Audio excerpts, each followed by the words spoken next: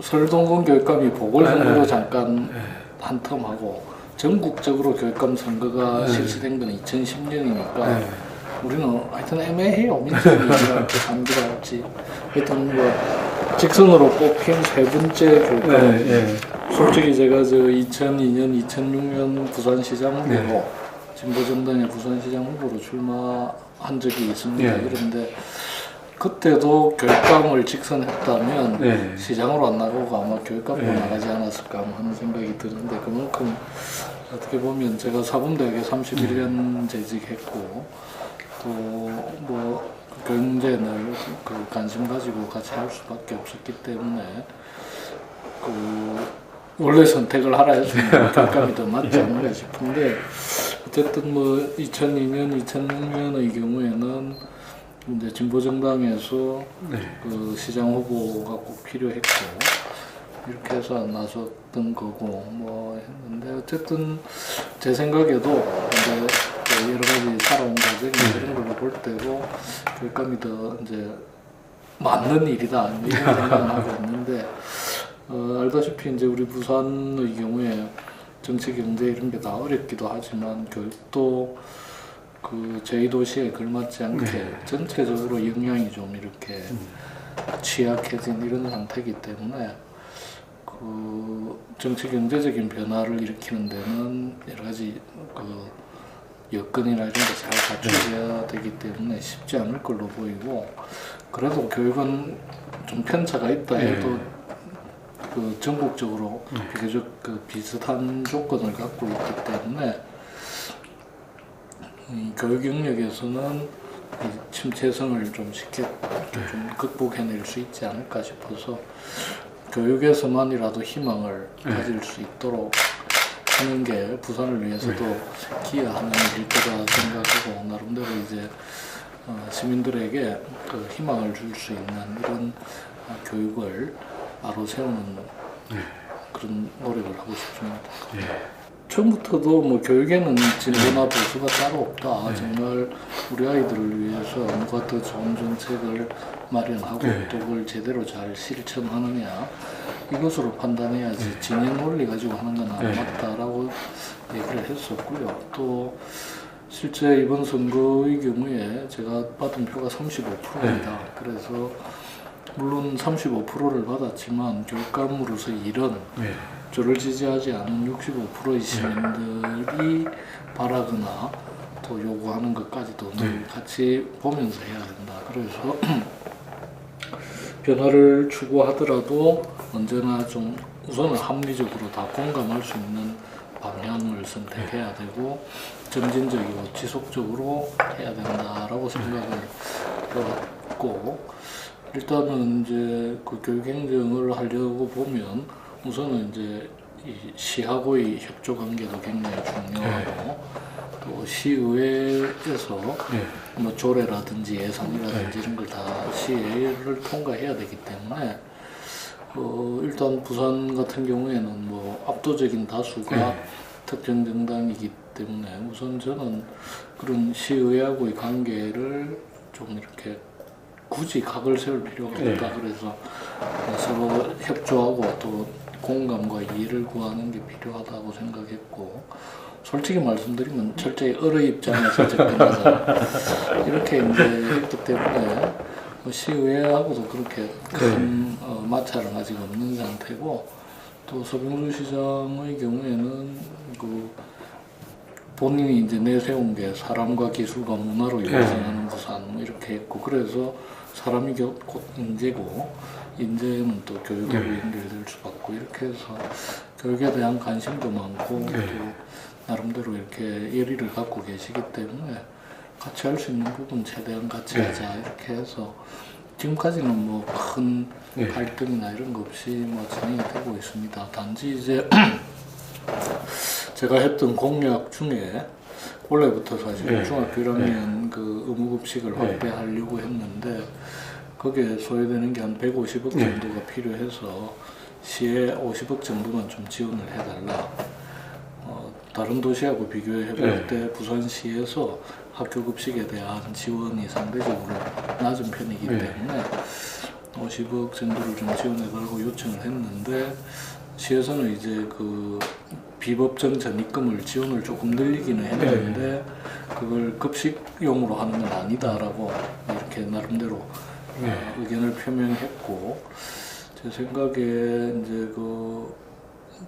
중학교 1학년까지 의무급식 확대를 무리해서 추진할 경우에 우선 시의회에서 전혀 통과될 가능성이 없었던 상황이고 또 전체적으로 예산이 굉장히 줄어서 누리과정 집행하기 어려운 이런 상황에서 제가 공약했던 그 의무급식 사항을 뭐 공약이라고 밀어붙였다가는 초반에 너무 필요 없는 긴장과 갈등이 심해질 것 같아서 제가 먼저 1년 유예 하고 그 예산들을 이제 초등학교 원어민 보조 강사를 확대하는 데 쓴다든지 이렇게 이제 제가 먼저 좀 선제적으로 대응을 하면서 불필요한 그 마찰을 피한 측면이 있습니다. 이제 그러다 보니까 시에서도 상당히 좀 그 점에 대해서 어떻게 보면 편하게 또는 뭐 그 필요 없는 긴장이 해소됐기 때문에 그렇게 생각하는 것 같고 해서 전체적으로 아까 말씀대로 이제 너무 저게 진보 교육감이 소위돼 가지고 필요 없는 여러 가지 긴장들을 이야기하지 않을까 하는 우려들은 많이 해소가 된 것 같습니다. 그런데 반면에 이제 저를 지지해 주셨던 분들이 너무 미적지근한 거 아니냐 또는 뭐 속된 말로 맛이 간 거 아니냐 그렇게 해서 상당히 불만이 나는 것도 알고 있습니다. 그런데 저는 뭐 맛이 간 것도 아니고 단지 지금 이런 정치적 조건 속에서 무리하게 부닥쳐서 이렇게 가면 뭐 싸움꾼 역할을 할 수 있을지 모르지만 실제 이룰어낼 수 있는 게 별로 없다. 그런데 교육은 그렇게 싸워서 될 문제가 아니고 제일 먼저 생각해야 될 것은 우리 학생들한테 정말 그 더 나은 양질의 그 여건을 어떻게 만들어 주느냐고 그렇다면 좀 우회할 수도 있고 천천히 갈 수도 있는 거 아니냐 그런 관점에서 설득하고 뭐 동의를 얻어내야 된다 이렇게 생각하고 있습니다. 우선 이제 아까 말씀대로 교육 영역 안에도 우선 크게 보면 교사도 있고 학생도 있고 학부모도 있습니다. 그런데 교사 안에도 사실은 교장 교감쌤도 계시고 또 중간층에 있는 분도 계시고 다양한 구성원들이 있고 또 성향적으로만 보면 중도적인 입장에 있는 교사도 있고 보수적인 교사도 있고 워낙 다양합니다. 그리고 이 교장단 모임만 하더라도 무슨 사립학교, 공립학교, 중학교, 고등학교, 뭐 특성화고 뭐 이렇게 해서 그 모임 자체가 워낙 많더라고요. 그래서 취임 이후에 어쨌든 다양한 형태로 만남을 통해서 얘기를 듣는데 일단 치중을 해왔는데요. 그러다 보니까 일단 그 특히 이제 학교 운영을 하는데 굉장히 중요한 역할을 하는 교장 선생님들을 상대적으로 자주 만나는 셈인데 그분들이 대체로 서로 걱정했는데 일단 조금 안심이 된다. 그리고 뭐 대체로 합리적인 것 같다. 이런 평가를 해주시는 것 같아서 일단은 얘기가 통한다. 그리고 이제 얘기를 들어주려는 자세가 된 것 같다라는 정도로 이제 확인은 된 것 같고요. 또 실제로 이제 뭐 오시다 봤겠습니다만 학교 안에 또 비정규직 이런 분들도 많은데 또 그분들의 요구에 비해서 제가 해드릴 수 있는 선택의 폭이 워낙 좁아서 장기간 농성으로 이어지고 있는데 어쨌든 처한 위치에 따라서 만나는 횟수라든지 또 만난 결과 어떤 그 변화라든지 또 그 주문하는 사항이 이제 그 받아들여지는 정도 이런 차이는 있을 수 있는데 어쨌든 제가 볼 때 제일 중요한 게 우선 소통이라고 생각하기 때문에 다양한 방식으로 학부모, 교사들을 만나왔고 학생들은 솔직히 아직 그렇게 자주 만나지를 못했습니다. 그 학생 회장단 모임이나 또는 그 무작위로 이렇게 선출된 우리 학생들하고의 만남 이렇게 모은탁토의 형태들을 한씩 했는데 오히려 학생 얘기는 상대적으로 좀 아직은 충분히 못 들었고요. 우선 교사와 학부모분들 얘기를 다양한 터를 통해서 듣는데, 그래서 저는 뭐 제가 뭘 이렇게 얘기를 하기보다 이제 듣는 게 더 필요하고, 입구에도 청자라고 그 어떤 전문직 모임에서 저한테 제일 중요한 게 이건 것 같다면서 그 문자를 주셨는데, 그래서 뭐 지금 부지런히 듣겠다라고 하고 있습니다. 일단 여태까지 되게 그 조직 개편을 보면 그 필요가 점점 늘어나니까 새로 부서를 만들거나 인원을 늘려가는 방식이었다면 지금은 도저히 그럴 수 없는 상황이거든요. 왜냐하면 그 교육부에서 내려오는 이제 그 예산이나 또는 공무원 정원은 학생 수에 따라서 조정이 되기 때문에 학생 수는 자꾸 줄어들고 있기 때문에 교사 수도 줄이고 이제 그 행정직 수도 줄이고 예산도 줄이고 이런 판인데, 실제로 반면에 학생 수는 줄어도 새로운 시가지가 만들어지면 새 학교는 또 만들어지는데 여기에 필요한 인원이나 재정을 추가적으로 더 주지 않기 때문에 있는 이제 예산 규모에서 쓸 수밖에 없고, 그런 상황이라면 결국 이 상당한 정도의 그 인원 재배치가 꼭 필요한데, 사실은 여태까지 그 엄두를 잘 못 내고 있었죠. 왜냐하면 당연히 그 반발을 할 수밖에 없고 이러기 때문에. 그런데 제 판단으로는 이걸 더 이상 미뤄가지고는 그야말로 나중에 걷잡을 수 없는 여러 가지 어려움이 올 것 같아서 조직 개편을 하자. 그래서 그 조직 개편 이전에 우선 했던 것은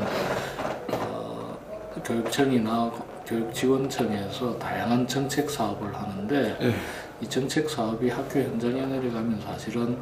교원들한테는 새로운 업무가 되기 때문에 이 정책 사업부터 줄이자. 그래서 40% 정도 이 정책 사업을 축소를 해서 학교 현장에서 교사들이 아이들 가르치고 돌보는 일 말고는 가능하면 일을 줄이자, 이렇게 이제 해서 정책 사업을 40% 이상 줄였고, 또 거기에 발맞춰서 이제 조직도 좀 슬림화하자. 그래서 교육청 본청과 직속기관 이런 인원을 사실은 그 10% 이상을 이제 정원을 조정해서 그 남는 인원들을 새로 생기는 학교 또는 아주 작은 학교이기 때문에 인원이 적게 배당되는데 해야 될 일은 별 차이 없고 이런 데 사람을 더 보내고, 또는 이제 뭐 너무 규모가 큰데 숫자가 모자라는 이러한 학교에 이제 직원들을 더 배치하고 해서 우선 학교 현장이 제대로 좀 그 돌아갈 수 있도록 챙기는 이런 방향으로 가자. 이런데 실제로 당장에 이제 예를 들자면 전문직 TO도 열 몇 개가 줄게 되고, 또 뭐 이렇게 사무관직도 몇 개 줄고 뭐 이러니까 내부적으로 이제 그걸 받아들이기가 참 쉽지는 않습니다. 그런데 이제 그렇게 갈 수밖에 없다는 상황들을 설명하고 좀 힘들더라도 미리미리 우리가 그 다이어트 하는 식으로 좀 경쟁피를 줄여갈 수밖에 없다는 걸 설득해서 대체 이제 그 안은 만들어졌고 이번 이제 28일부터 시의회가 개회되는데 그 시의회에서 조직 개편에 따른 그 조례를 이제 그 개정해야 되는데 그 조례 개정 작업이 마무리되면 이제 기구 개편이 확정되는 겁니다. 그런데 이런 변화 가운데서도 단순히 어떤 그 규모를 줄이는 것뿐만 아니라 중요한 그 변화의 하나는 그동안 본청으로 다 올라와 있던 그 학생 배치하는 기능하고 감사 기능을 지원청으로 내려보내자. 그래서 그 지원청에서 그 학생 수용 배치하는 권한하고 또 일반 초중고등학교에 대한 감사 권한을 지원청으로 내려보내고, 그래서 이 본청이 가지고 있던 권한 중에 상당 부분을 이제 지원청으로 이렇게 내려보내서 지원청이 더 일선 학교하고 가까이에서 지원도 하고 또 필요한 어떤 업무를 할 수 있도록 이렇게 이제 좀 바꾸고 있는 또 조금 우리가 뭐 예를 들어서 직선제 폐지하면 자체 안 한다 그런 이제 뭐 등식 꼭 성립되는 게 좀 냉정하게 볼 필요가 있을 것 같아요. 아주 좀 냉정하게 얘기하면 우리가 예를 들어서 대통령제가 좋으냐, 내각제가 좋으냐, 제도 자체가 어느 게 좋다는 비교하기가 어렵지 않습니까? 그래서 일단 그 정치적인 토양이나 또는 그 사회의 민주주의 성숙 정도나 이런 것들을 다 감안해서 어떤 제도를 선택해야 되듯이 저는 뭐 실제로 세계적으로 보면 그 교육감을 따로 직선해서 뽑는 나라가 사실은 그렇게 많지 않을 수도 있어요. 그런데 유럽이나 이런 데는 또 일찍부터 지방 분권이 되어 왔기 때문에 분권이 된 조건에서 지방자치단체장이 그 감 역할을 하는 분을 뭐 임명을 하거나 또는 런닝메이트로 하거나 할 수 있는 거거든요. 그래서 제도를 떼놓고 어느 게 좋다 나쁘다가 아니라 그 사회의 민주주의의 어떤 수준이나 또는 지방자치나 분권의 수준 이런 거 감안해서 봐야 된다라고 보는데 우리는 아직 사실 뭐 지방자치제도가 도입돼가지고 한 20몇 년이 흘렀지만 아직도 20% 자치다 할 정도로 중앙정부에서 그 권한이나 재정, 사람까지 다 이렇게 장악하고 있는 이런 상황에서 자치가 제대로 안 되고 있는데 이런 속에서 그나마 이제 교육자치를 하기 위한 하나의 중요한 수단이 이제 직선제를 통해서 주민들이 직접 그 교육수장을 뽑는 이런 제도는 그 교육자치를 위해서도 그렇고 아직 좀 상대적으로 크게 발전되지 않은 지방자치를 보완하는 방법으로 그 교육감 직선제가 꼭 필요하다고 봅니다. 그런데 우리 사회가 더 이제 분권화되고 자치가 높은 수준이 되면 그 국면에 가서는 교육감 선출이 또 교육자치와 지방자치가 갈등하는 이런 부분도 있을 수 있기 때문에 그 다시 검토해봐야 되겠지만 적어도 지금처럼 지방자치의 어떤 수준이 그렇게 높지 않고 이런 상황에서는 지방자치를 보완하기 위해서라도 또 중앙정부의 어떤 독점적인 규정력 이런 것을 좀 완화시키기 위해서라도 교육자치가 꼭 필요하고 그걸 위해서는 교육감 직선 제도가 제도로서 지금은 유용하다 이렇게 봅니다. 그래서 참 답답한 심정이 있습니다. 우리가 우리 헌법 31조 4만으로 의무교육은 무상으로 한다라고 되어 있습니다. 그래서 지금 우리가 중학교까지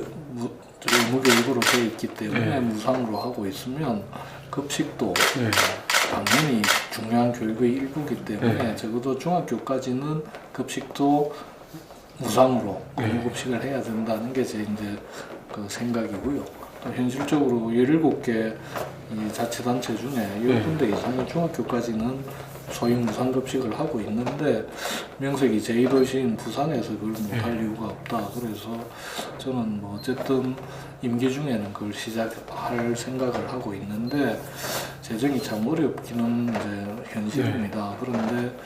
그런데다가 특히 올해 같은 경우에는 이제 누리과정까지 지방교육청에서 예산을 떠맡는 이런 구조가 되면서 재정난이 더 심각해졌는데 일단 그래서 이제 교육재정을 확보하자면 그 교육감들이 계속 중앙정부에 요구하고 있듯이 교육재정이 지금 내국세의 20.57%를 지방교육재정 교부금으로 이렇게 내려주는 이게 제일 큰 재원인데 이 재원을 가지고는 지금 현재로도 그 아이들을 위한 투자가 사실은 모자라는 상황인데 누리과정까지 이렇게 맡아가지고는 도저히 감당이 어렵고 또 특히 이제 경기 때문에 내국세가 줄어들기 때문에 부산만 하더라도 순수하게 한 2천억 가까이가 줄었거든요. 그런 상황이라서 저희들은 누리과정을 중앙정부에서 책임을 지든지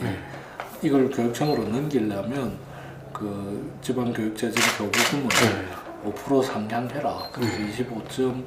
25.57%로 이렇게 해주면 거기서 누리과정이나 이런 것까지도 충당이 가능하다 이러는데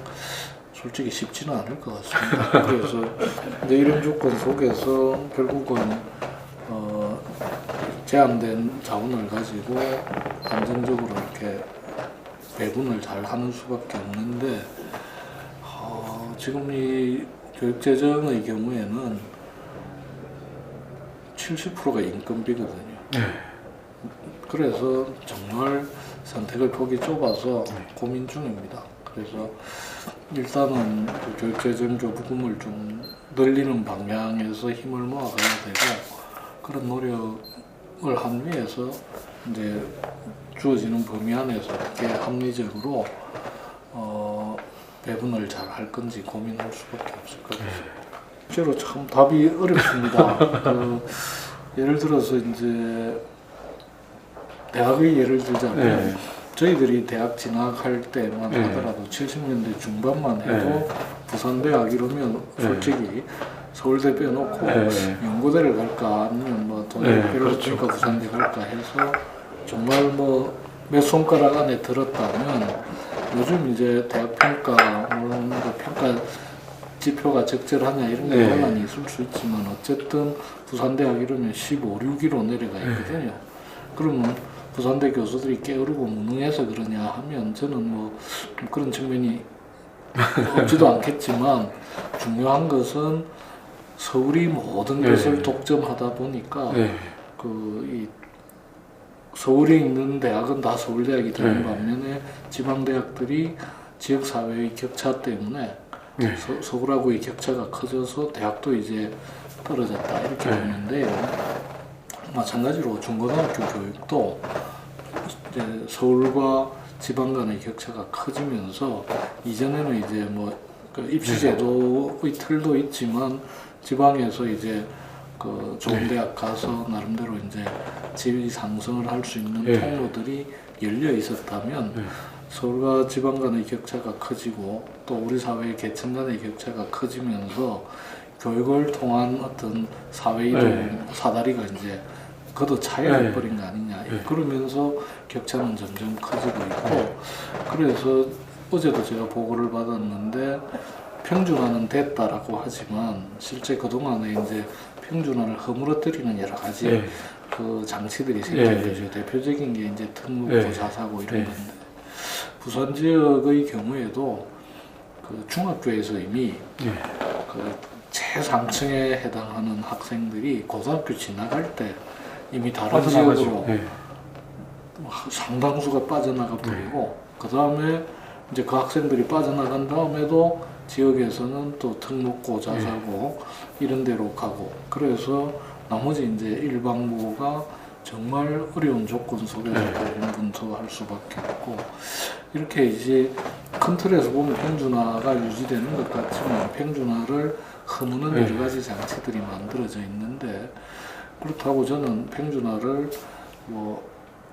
허물어서는 안 된다고 봅니다. 어떻게 하면 일반고의 역량을 키워서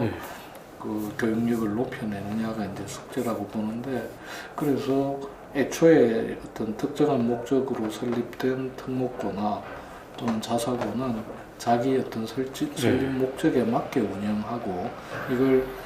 입시를 위한 어떤 수단으로 좀 변칙적으로 운영하는 걸 철저히 차단해야 된다라고 보고 있고요. 그래서 그런 그 정비를 한 위에서 일반고의 역량을 키우는 이런 노력들을 해야 되는데, 솔직히 이제 아무리 그렇게 노력을 해도 입시 제도 자체가 지금처럼 그 대학 서열화 시켜내고 줄 세우게 하는 이런 구조에서는 참 고등학교에서 그 교육 정상화가 어렵다라고 봅니다. 그래서 지난번 그 교육감 협의회에서도 결정한 사항 중에 하나가,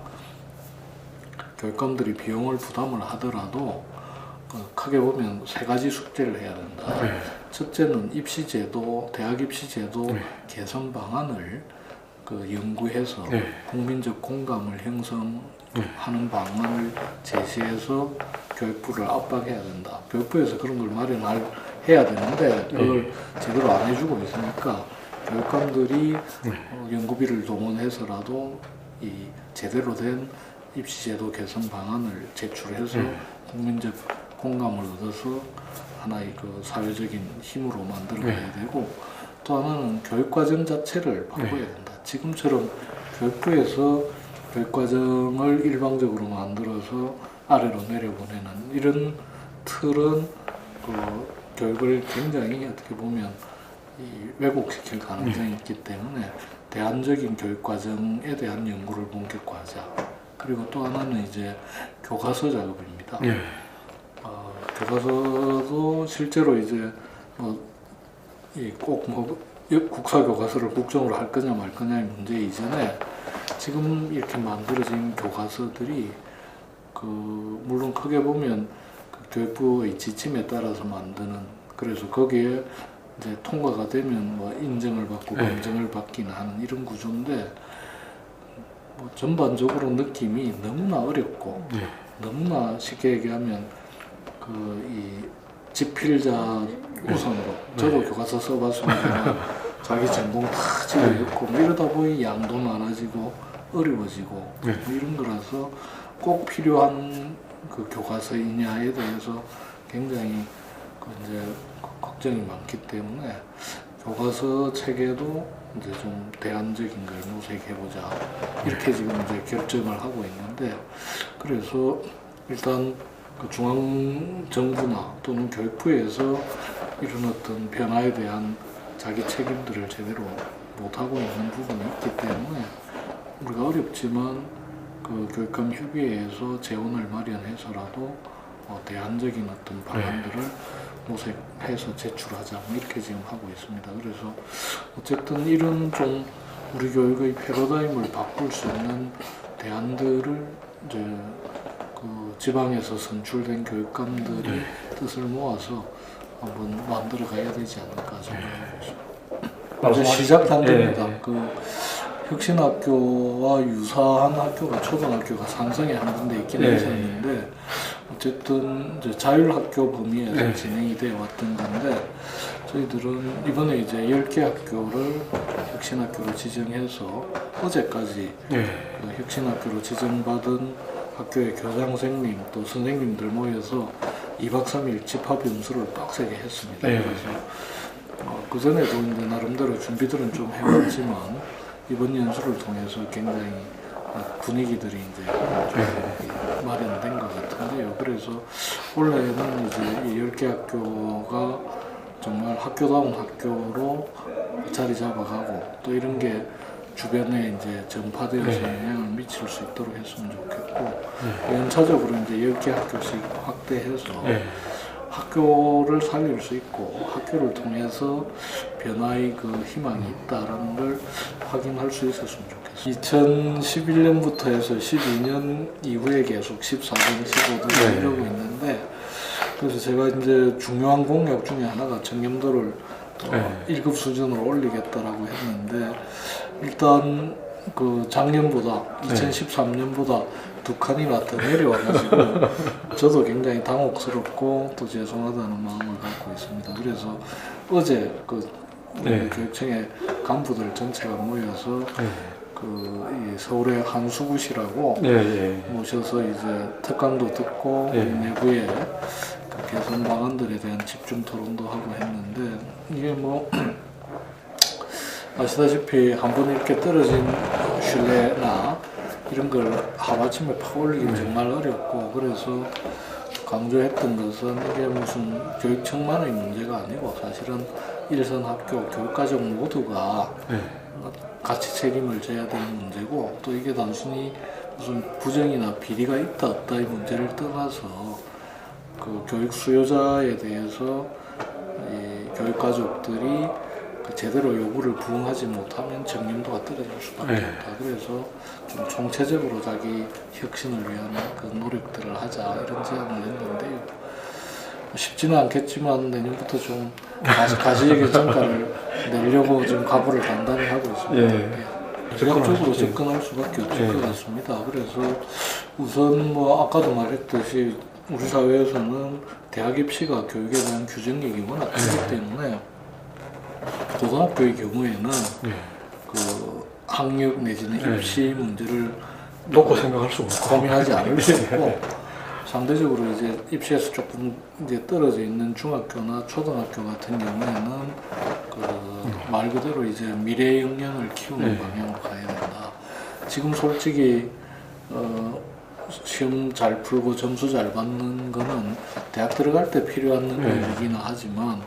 이 아이들이 대학을 나와서 사회 나와서 그런 게 정말 필요한 거냐에 대해서는 긍정적으로 답하기 어려운 게 현실인데 그럼에도 불구하고 또 현실을 무시할 수 없기 때문에 그래서 저는 두 가지 대응을 같이 해야 된다. 그래서 아까 말씀드렸듯이 고등학교는 특목고나 또 자사고는 뭐 나름대로 이렇게 여태까지 이런 그 노하우나 축적된 게 있어서 가지만 일반고가 굉장히 어떻게 보면 정체되어 있기 때문에 일반고의 역량을 획기적으로 높일 수 있는 이런 그 방법 그리고 실제로 이제 학부모들이 가장 절실하게 필요로 하는 소위 진학지도하고 관련된 그 이 역량을 키우는 것 이게 이제 한편에서는 필요한 거고 그 다음에 초등이나 이제 중학교 같은 경우에는 말 그대로 이제 미래 역량을 키워내기 위해서 문해체 교육을 활성화하거나 또는 수업 방식도 토의 토론식 방식을 도입해서 아이들이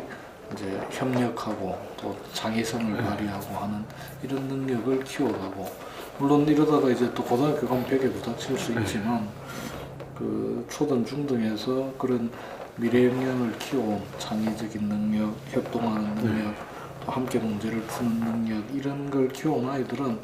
그 이 소위 수능으로 표현되는 학력에서도 크게 밀리지 않을 거고 자기주도적인 학습 능력을 배양해 오면 될 거라고 보고 당장은 이제 또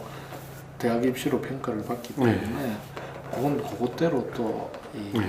필요한 맞춤형 대응을 해야 된다. 두 가지 투 트랙을 같이 가야 된다 생각합니다. 교육감들도 솔직히 말씀드리면 소위 그 강원도나 전라도, 전남, 그 다음에 광주, 전북 이분들은 이제 재선을 하셨거든요. 그분들은 그 진보 교육감이면서도 이제 평가를 받았고 나머지 분들은 이제 새로 됐고 아쉽게 이제 경기도의 경우에 이제 김장군 교육감이 뭐 이렇게 해서 했는데 실제로 이제 교육감 협의회를 가봐도 그분들이 이제 선배로서 굉장히 많은 노하우도 갖고 계시고 도움을 많이 받고 있습니다. 그래서 그분들의 그런 이제 고군분투가 있었기 때문에 진보 교육감이 확대될 수 있었고 그래서 저희들도 나름대로 이제 그런 책임감을 느낍니다. 그래서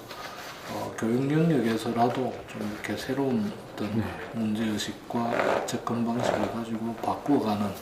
이런 노력들을 해가지고 그 책임을 막중하게 느끼고 있습니다.